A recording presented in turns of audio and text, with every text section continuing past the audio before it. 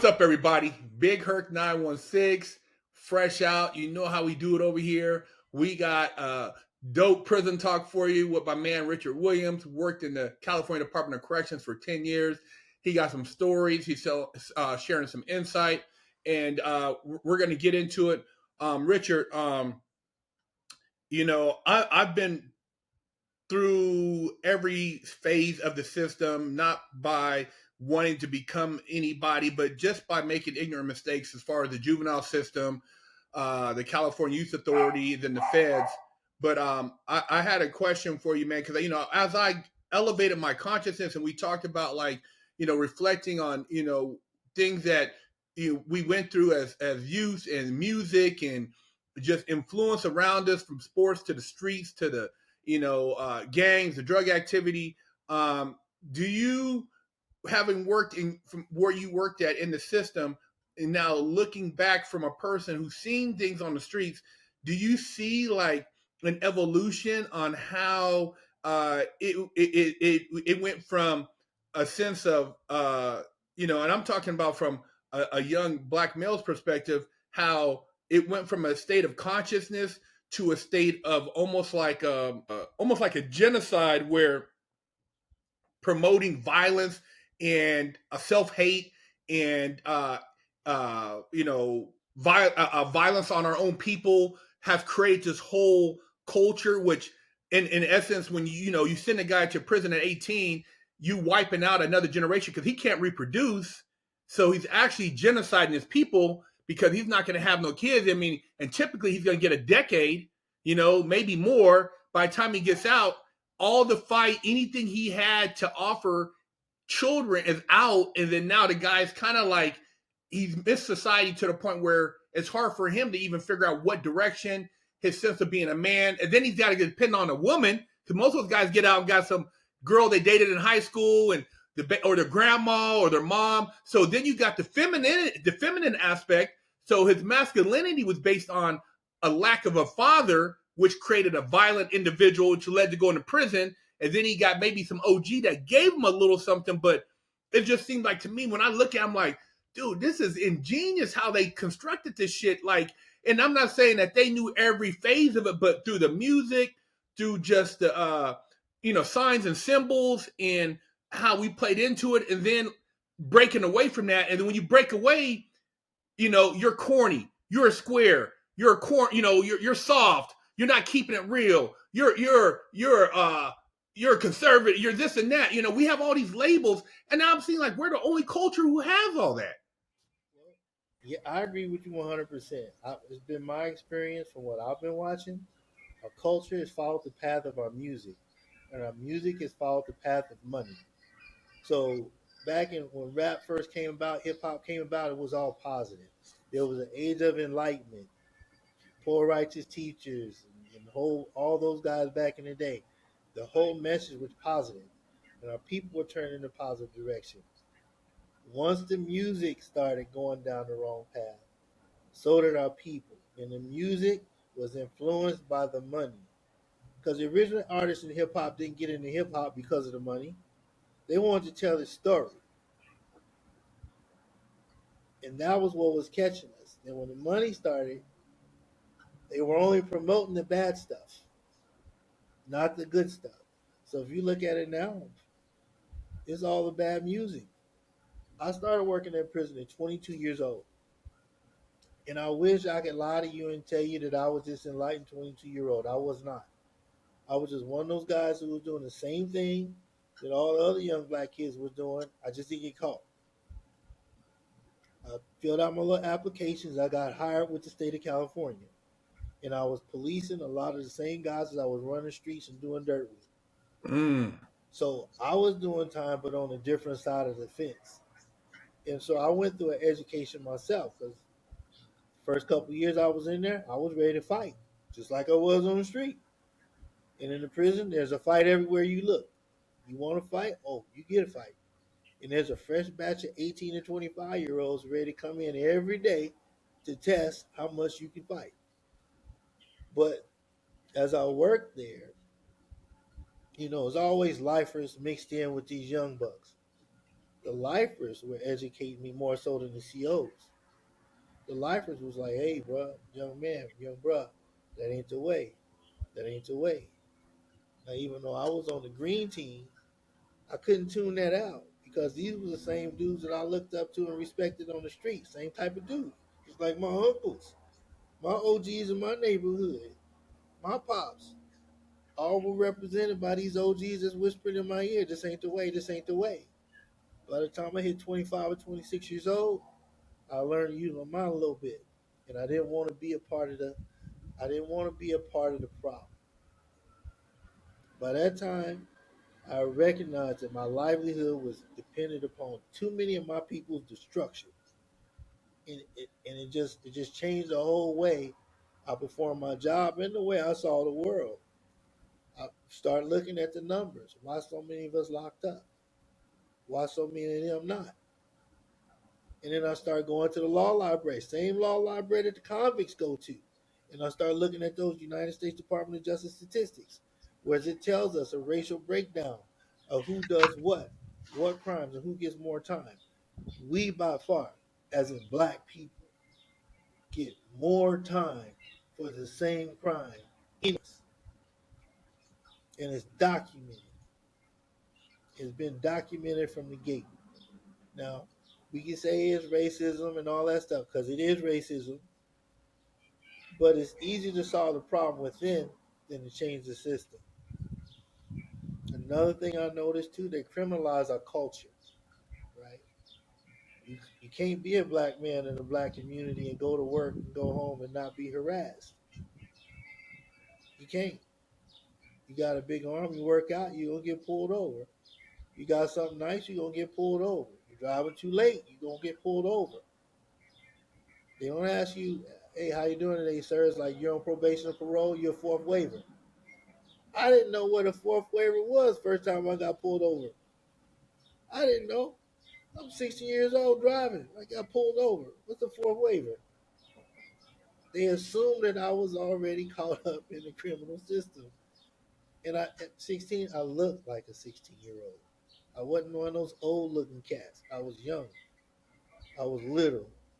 And I looked like a 16-year-old. But that was the first question I think about. You're a fourth waiver. Do they do that in the white communities? I can recall getting stopped, yeah, maybe a few times as a youngster with my friends, and we were out doing stuff. Maybe wasn't the best intentions, but we were out just being young men, running around, and you, you know, being three black men in a car, young. This is in late 80s, early 90s. So it was a lot of that Boys in the Hood, Minister Society type of vibe going around. And you're right, as far as like, the whole stereotype and getting pulled over thing is something that always was in the back of your mind. Every time you drove, it's almost like you had a radar to look around and see if you've seen a cop car, so that if you did, you sit up straight, roll the windows, you just kind of change your whole posture. And when I moved from Sacramento to Huntington Beach, it was a different vibe, and it wasn't the same atmosphere. But even there, cops, if they seen you and you were black, like, what are you doing out here? Because it was kind of like they didn't have a lot of blacks out there. Now, uh it is racial profiling. And then at the same time, I look at, uh on the flip side, that we have allowed them to categorize us based on the exploitation of just media and how they want to depict us. So they put us all in, like you said, a gang culture or a certain category, which we're not. It's like you have regular black people, and I hate to say the black, white, but white, black, Hispanic. Then you have gangs, and not everybody's in a gang. And and if you look at like, because if you're in certain parts of uh, Orange County, and it's a known gang area that's Asian, they're going to get pulled over there too, because it's Asian gangs. You know what I mean? So you have it at different places. But what I'm saying in whole is, we've kind of been conditioned to have a certain type of behavior and reflection. When we hear cops, you know, and then on top of it, they started kind of like conditioning us for that with a lot of the music and the media. Like, think about this. Uh, like you said earlier about Poor Righteous Teachers, Jungle Brothers, Public Enemy, X Clan, Special Ed, Eric B. and Rakim, Biz Markie, Big Daddy. I mean, all this rap, Fat Boys. It was just good music. Karis One, you know, good music. You go, they have a rap battle with nobody talking about killing nobody. And even then, remember MTV? You couldn't wear gang stuff. Remember, they used to blur. There was no rags hanging out. Remember, you couldn't have the gun. The first time I seen, and you said it yesterday. The first time I seen a gun on TV at a video was Easy E. Remember in the back of that truck, NWA, when they were promoting promoting their album, and they had the Dickie jackets on. Remember the black jackets, the Dickies that has, and he had like a, I don't know, it was like an AK or AR-15 or something. And I'm like, dang, them dudes out in LA wilding, you know what I mean? And so when they seen that and how much it sold, they're like, oh shit, we need to start promoting. It wasn't that good, that nonviolent music wasn't being made, but instead of doing Kwame, we're going to do we're going to see how far we can go with this. And now it's to the point where drill music is nothing talking about killing blacks. You ain't doing nothing but, you know, Now, tell me what other race could put out music like that and it would get promoted? nobody, Nobody. nobody, Now you know the nobody. purchases of our music are other races. It ain't black people buying black people music. No, Whites and Mexicans, others that are buying black people music. but you see, they don't react how we react when we hear the music. Like you said, you go to a concert, to go to a big hip hop concert, the ticket's $200, $300, $400. The average black kid can't afford that. You look at a crowd, it's white, age, though, you know what I mean, little mixture. You might find a few blacks, you know. It ain't like the big concerts, it ain't, you know, unless it's some type of festival. But you're right. I mean, when you look at like that person, they go home, they got a BMW parked out there, they go home, their family's at home, they'll listen to that in their bedroom, they're, you know, Real CD, not the bootleg DVD and CD. yes, yes. But when, you know, the black kid goes home, this shit is real. So, you know, it amplifies his his I think his behavior, because he doesn't have, like, he's not looking at a steak dinner with smashed potatoes and, you know, talking about going to Stanford, you know, getting ready for his SATs. Because that's not his way out. Like for a lot of our young men, it's when they see the money that's tied to the music, that type of music, they see it as their way out.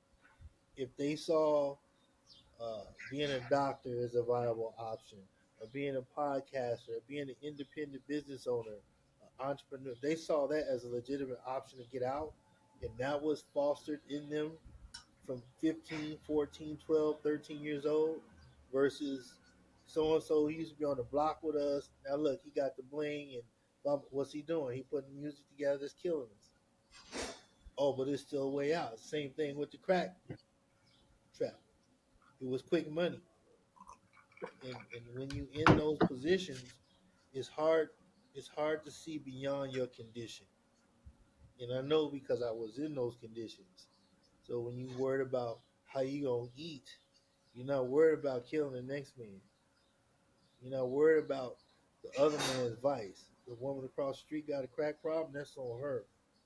Because I'm gonna get that money and I'm gonna feed my family.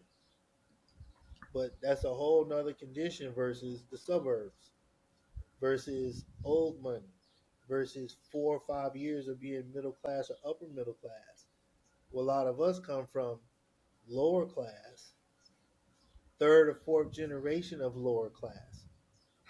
And I think I might be the first or second generation of middle class in my family. Mm. But every other Williams clan before me was lower class. I'm not sure how your family dynamics are, but how many generations are you out of poverty? Probably one remove, man. My grandfather, he set the stage, and everybody around him kind of looked up to him. You know, he had a couple of houses when he passed away. He was set. He didn't have to go to a nursing home. He, always kept, money in the bank. He didn't have no debt when he died. He didn't owe nobody. And, he taught me a lot of things, but, at a certain age, I started rebelling, and I used to wonder why he'd get mad because he was one of those hard workers from down south. Went to the military at 17 to get out of Georgia. He told me he picked cotton for one day. He said, "This ain't for me." And he always worked multiple jobs. And his grandma told him and said, "Boy, you better get out of here, for you either going to get, because he was chasing women, he's going to get caught up, get killed, something going to happen to him, or go to jail." So he went to the military, and that was his career. Then he worked at the airport for 20 years. But he always worked, and he's always getting up like 4 in the morning to be at work by 5. So he's a hard worker. So he didn't play that shit. When he used to see me started, I was a straight A student, and when he see me kind of deviating, he used to tell me, "Man, you pull them goddamn pants up. You better get the right size on. You ain't having no damn cornrows in your hair, no Jerry curls." He wasn't with that shit, man. But my grandfather never blamed white America for why he couldn't make it. He was the type of person, he'd get the game from. He'd go pick hey, how do you get into housing? How you do this, how you do that. He was one of those dudes. I'd never heard him say anything about skin color being an inadequacy, being something that's going to hold you back. He said, "Man, you're smart." He said, he never really pushed sports. He was always like, stay in the books, educate yourself, and, you'll go a long way in life. But I noticed like my education, and I didn't really realize how powerful it was. But when I started going through the system, and I used to remember hearing guys like, we be in class and some of these guys had to read. I'm like, man, this is crazy. This dude is 17. He was selling, 2 or 3 kilos a month, but he can't read basic English. He can't do he can do math when it comes to like ounces, grams, shit like that, count money. But as far as they're so far behind education wise, it's almost like dealing with an imbecile. You know what I mean? A grown imbecile. But think about it. Are they really that far behind? Um, Education over my lifetime is education comes outside of what happens at the school. So, like with me, my parents were shitty. So I got my education from the streets and a whole bunch of other people that I identified as role models, good or bad, some good, some bad.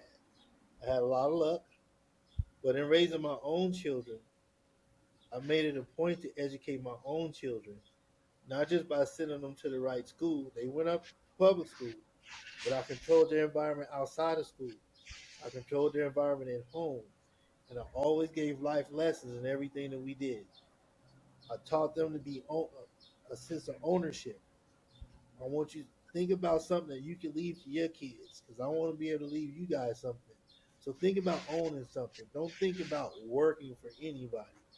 And so the education outside of the school is paramount. It's far more important than what we learned inside of school. Because just like what you said, you can count the drug money, but not short him on a dollar. But he couldn't do algebra, right? There are a lot of guys who have sales talent, speaking talent, can work with their hands.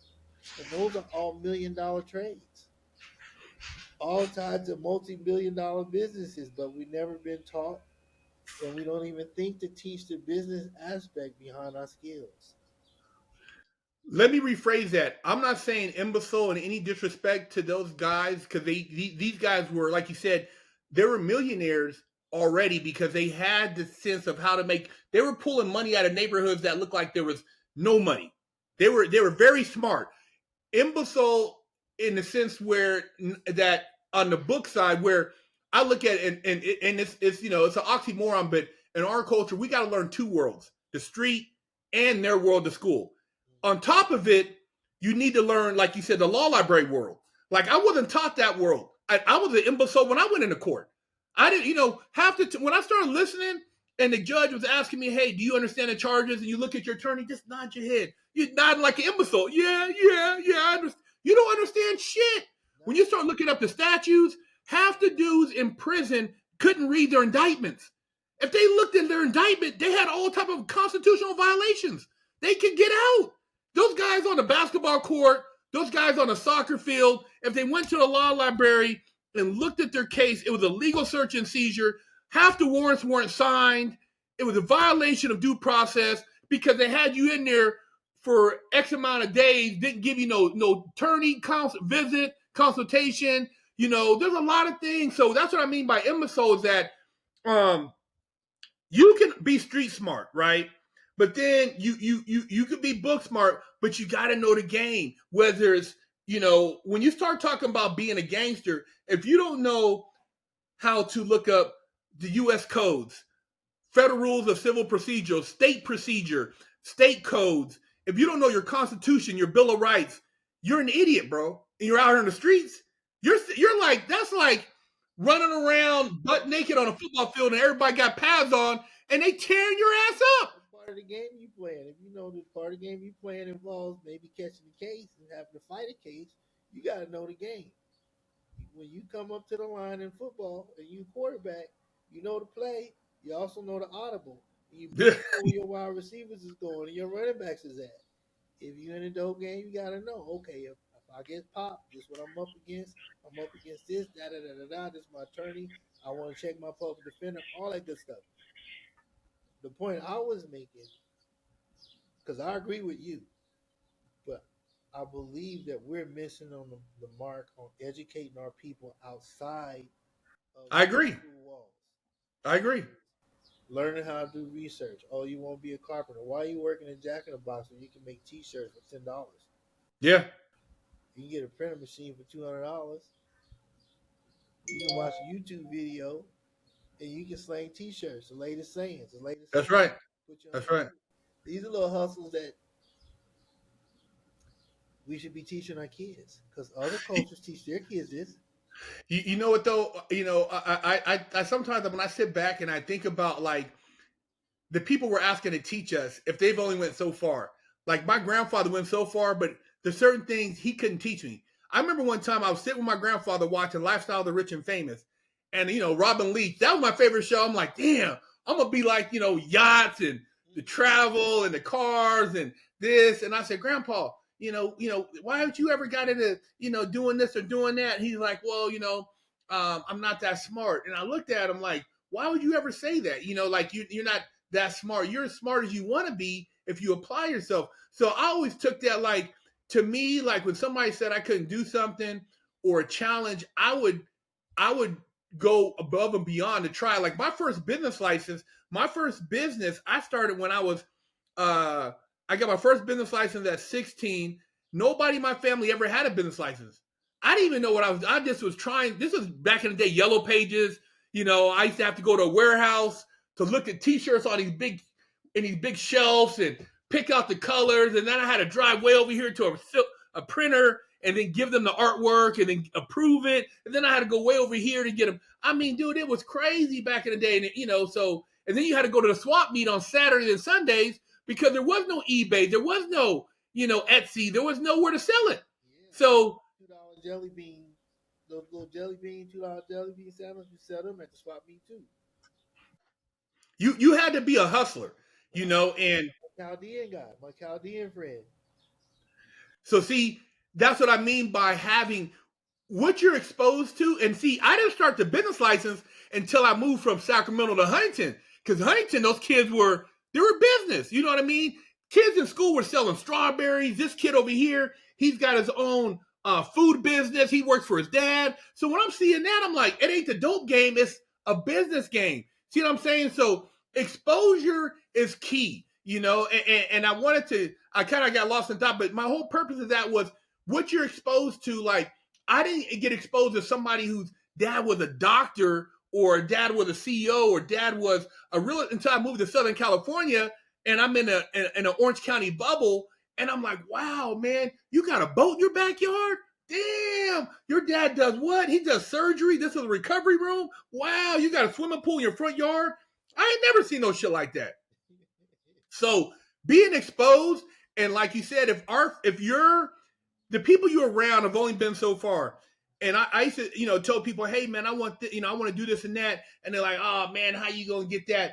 And those people, because they've never seen something or touched it, it's a glass ceiling in them. It's like unattainable. It's unattainable. And I've always been the type of person where, dude, when I used to look in GQ magazine and be like, man, I'm gonna wear suits like this. I'm gonna drive a Lotus. I'm gonna drive a Benz. I'm gonna have, and nobody in my neighborhood, nobody in Sacramento. There's one dude that worked with my grandfather that had a Benz and he had a Rolls Royce. And he was the only dude I ever seen. But I never met a black doctor in Sacramento. I ain't never met a black attorney or, somebody who was really at that next level, or seen somebody who had success at that level. So, besides, like you said, giving the game, is where you live at. I tell people the most important decision you can make for your kids is putting them around an environment where opportunities are going to present themselves and they can be exposed.